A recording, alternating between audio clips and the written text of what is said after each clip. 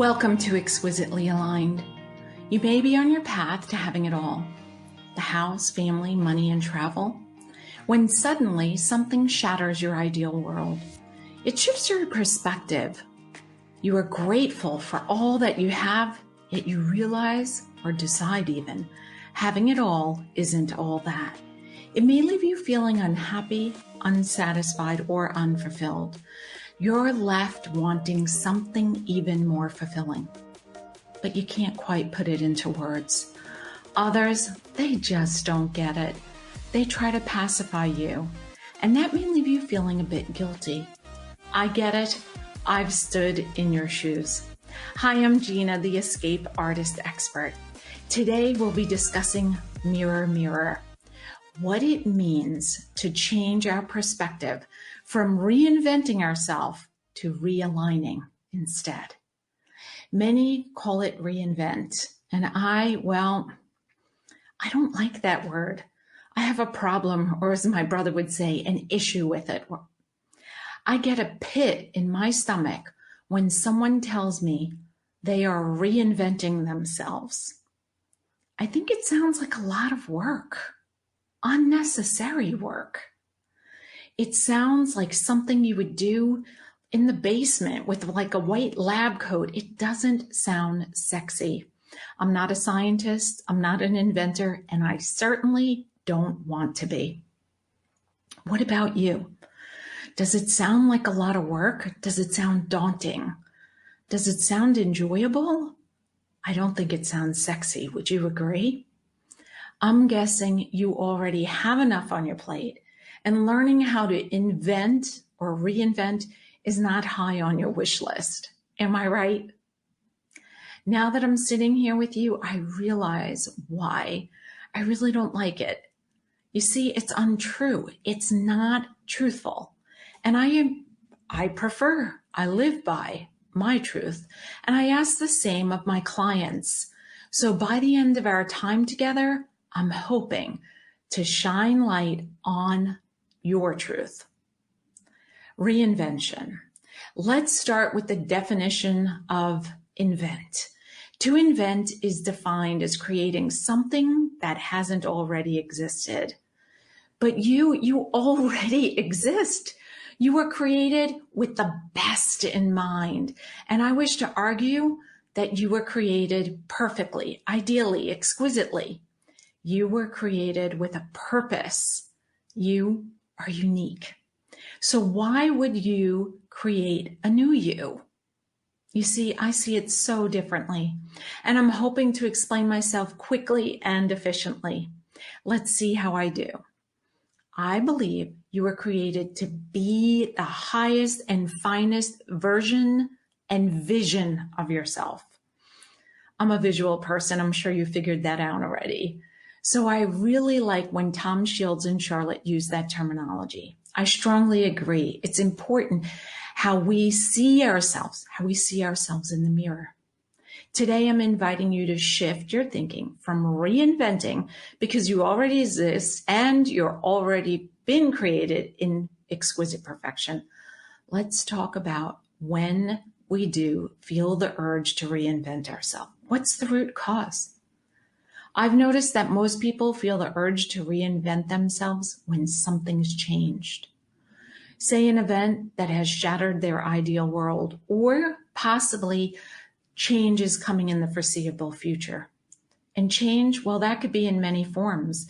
It could come in relationship, a change in marital status, a change in a family dynamic, children being born, children being brought home from adoption, children leaving home, children returning home after having left, aging parents moving in, aging parents moving to an outside facility. What about financially? A change in income, whether it's a decrease or a welcomed increase, a career change. And then we have health. I've seen it here too, a change in our health, a change in a loved one's health. Let's make the list more succinct. So, change in relationships, change in finances, change in health. Would you agree that these are often the times when we feel the urge to reinvent ourselves. We may be asking ourselves, what's next? And we think or believe we don't have what it takes for our what's next. And that's where I believe the reinventing comes into play.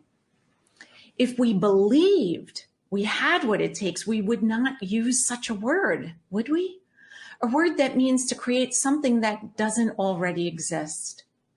Relationship change, financial change, health change. Stop for a moment and think about this. Have you ever experienced a change in any of these three areas? Any one of these can cause stress.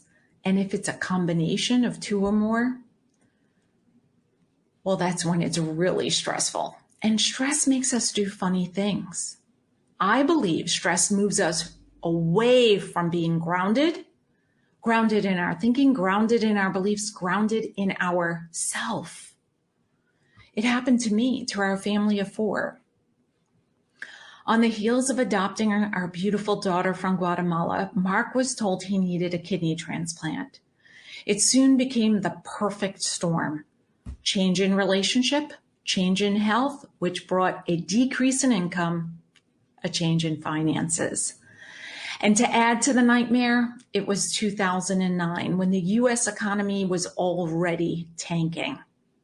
So it truly was the perfect storm, at least in our house. This went on for about 2 years. Doctor's appointments, one surgery to remove his huge 16-pound kidneys, 8.5 months of living solely on dialysis, 33 pints of blood, 27 paracentesis, 8 weeks of me testing to be his kidney donor, which in the end wasn't even an option.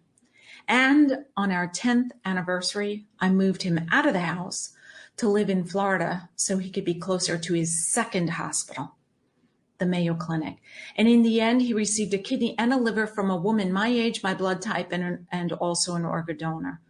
Only thing, she was no longer walking this earth. She was now in heaven. I ramble all this because even being nearly 13 years on, it's a very challenging story to share this time in our life. There were times that he was so toxic from his kidney disease that I didn't know if the disease was going to kill him or if I was going to strangle him. If you've ever been around someone who has toxins floating on their brain, you know they no longer are themselves. They are mean. They're toxic. Thankfully, he survived. We survived. He is now thriving, and we are grateful for the amazing gift of life he received. But as you can imagine, it really caused us to ask ourselves, what's next? Well, that's a lie now that I say that. Mark was not in a place to ask himself that. It was a long 1-year recovery for him before he started to feel a semblance of normalcy at that. It was me asking what's next. Although I was asking that, I never felt the need to reinvent myself. Rather, I felt the need to return to my life, to return to myself. You see, I gave up a lot of things to care and advocate for Mark during those 2 years. I gave up exercising, lunches with dear friends, dinner parties. I gave up my entire social life. I gave up cooking healthy meals because I was flat out exhausted from not sleeping, worrying about whether he would live through the night and whether he would be healthy enough to receive a kidney and a liver if and when they became available. You get the picture. Grocery shopping, cooking, cleaning, those things were no longer a priority. Despite all this, I never felt the need to reinvent myself. I felt the need or desire rather to go inward, so I did. I'll explain a lot more about that later. Besides my personal journey to hell and back, I've seen this happen to countless fabulous people. Each time it left them feeling an urgency, if you will, to go off and reinvent themselves down deep in that basement. I've had a few conversations about this recently, and that's why I felt it so important to share this with you today. As you can imagine, I do get a lot of people who disagree in my ways of thinking and approaching life. And as you know, that is just fine with me. I am not here to change you or anyone else. I'm simply here to shine a light on a topic. So if you're currently in it, or if you know someone in it, or if you ever find yourself in it one day, you may approach it from a different angle. It's simply my hope for you to listen, then, most importantly, run it by your inner knowing, your authority or divine authority, and go from forth enjoying your amazing life. Because I never want to be your authority. That would be completely wrong of me. Plus, as you know, I have enough work being my own authority in a world that's constantly begging me to fit in. So let's talk about this. Why do we feel the need to reinvent ourselves? Why do we think, or maybe even believe or buy into the idea that we don't have what it takes for our what's next? Well, I believe that living in a world begging us to conform is one, or maybe the strongest reason why we believe we are not good enough, not equipped to handle, not ready for, not, well, you fill in the blank. You know the right word for you, your loved ones, and your friends. Because let's face it, I'm sure you've seen this happen before. What word comes to the forefront of your mind? When we get caught up in what we think we're supposed to be based on what others say to be, or what we were told we should be based on what others believe, when we conform, that's when we fall into the conformity trap. And if that's something you want to learn more about, please visit Conformity Isn't the Answer, or The One Size Fits All Life and How to Actively Stand Against It. Okay, let's continue. So when we conform or give in to what we believe or are told, we give up parts of ourselves to fit in. I believe this is probably the number one reason, maybe even accounting for 80%. I do like the 80-20 rule. It applies to so many things. So let me be bold. I like being bold. I believe that it is the number one reason and could very well account for 80%, the root cause of why we believe we must reinvent ourselves. We believe we aren't ready. We believe we aren't equipped. We believe we aren't fit for the change or the inevitable change.